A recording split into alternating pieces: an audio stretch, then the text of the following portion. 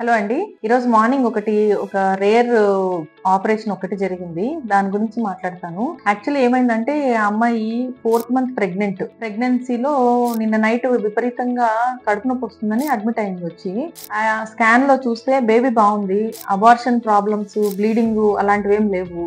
But ఏమైందంటే right side ఓవరీలో cyst ఒకటి ఉండింది. ఆ సిస్ట్ టార్షన్ అంటే మెలి తిరిగేసి బ్లీడింగ్ అయింది లోపల ఓవరీలోనే.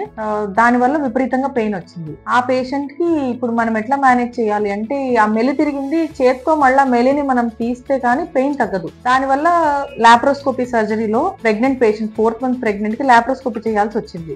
మీకు ఇప్పుడు వీడియోలో చూపిస్తాను ఎలాగా ఉంది అనేసి. ఇది uterus with 4th month pregnancy. ఇక్కడ మెలి తిరిగిన ఓవరీ ఇంకా ట్యూబ్, దానివల్ల బ్లీడింగ్ అయిన ఓవరీలోకి బ్లీడింగ్ అయింది. ఇది టార్షన్, దీని వల్లనే పెయిన్ వస్తుంది.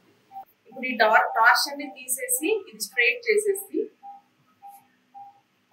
ఈ ఓవరీని అంతా క్లియర్ చేస్తే మనకి పెయిన్ అనేది తగ్గిపోతుంది.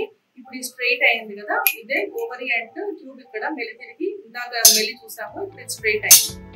ఇటువంటి కేసెస్ లో మెయిన్ గా పేషెంట్ కన్సర్న్స్ ఏంటి అంటే, అబార్షన్ అవుతుందేమో లాప్రోస్కోపీ సర్జరీ చేస్తే. అంటే ఇప్పుడు మనకు సర్జరీ చేయకుండా ఉంటే మంచిదే, కానీ ఇప్పుడు నెసెసరీ ఎమర్జెన్సీ కంపల్సరీ సర్జరీ చేయాలి. అలాంటప్పుడు లాప్రోస్కోపీలో చేసినట్టయితే ఓపెన్ కంటే అబార్షన్ రిస్క్ తక్కువ ఉంటుంది. ఎందుకంటే ఓన్లీ చిన్న హోల్ లోంచే చేస్తాము, యూట్రస్ ని ఎక్కువగా టచ్ చేయము. ఓన్లీ ఆ ప్రాబ్లం ఉన్న ఏరియా వరకు మనం హ్యాండిల్ చేయడం జరుగుతుంది.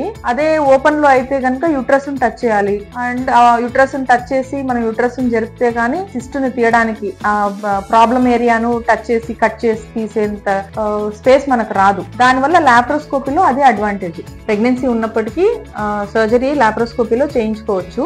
అండ్ ఓపెన్ సర్జరీ కంటే కాంప్లికేషన్స్ తక్కువగా ఉంటాయి.